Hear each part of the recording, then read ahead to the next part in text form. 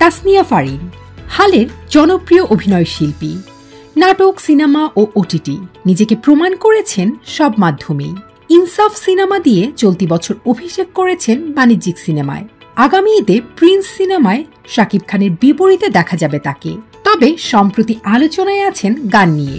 গত বৃহস্পতিবার প্রকাশিত হয়েছে তাসনিয়া ফারিনের দ্বিতীয় গান মন গলবে না।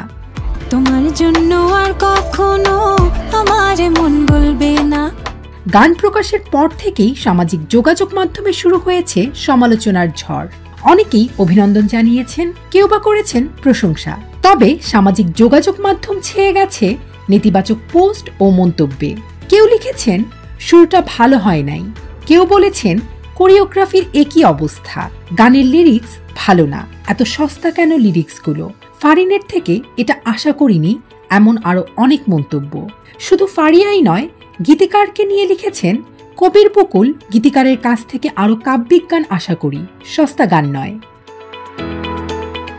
মন গলবে না গানটি নিয়ে নেটিজেনদের পুঙ্খানুপুঙ্খ বিশ্লেষণে গানের কথা, সুর, কণ্ঠ, নাচ, সাজ পোশাক, এমনকি ইউটিউবের থাম্বনেইল নিয়েও এসেছে নেতিবাচক মন্তব্য।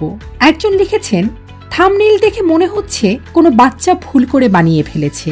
ফারিনের নাচ নিয়ে অনেকেই বলেছেন দক্ষিণ ভারতীয় নায়িকা তামান্না ভাটিয়াকে কপি করার চেষ্টা করেছে। গানের সাথে নাচের এবং মিউজিক ভিডিওর অসামঞ্জস্যতার কথা বলতেও ভোলেননি নেটিজেনরা।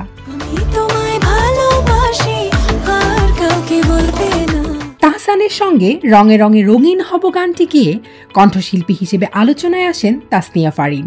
জনপ্রিয় ম্যাগাজিন অনুষ্ঠান ইত্যাদিতে প্রচারিত হয়েছিল গানটি। মন গলবে না গানটিতে সহশিল্পী হিসেবে আছে জনপ্রিয় কণ্ঠশিল্পী ইমরান মাহমুদুল, গীতিকার কবির বকুল, সুর ও সঙ্গীত পরিচালনাও করেছেন ইমরান। নাহিয়ান আহমেদের পরিচালনায় গানটির ভিডিওতে পারফর্ম করেছেন ফারিন ও ইমরান। মিউজিক ভিডিওর জন্য ড্রেসের ডিজাইন ও লুকের পরিকল্পনায় ছিলেন ফারিন নিজেই। তবে গানের কস্টিউমকে বেমানান, অদ্ভুত বলে মন্তব্য করেছেন অনেক দর্শক। গানটি প্রকাশ পেয়েছে তাসনিয়া ফারিনের প্রযোজনা প্রতিষ্ঠান ফোরিং ফিল্মস থেকে।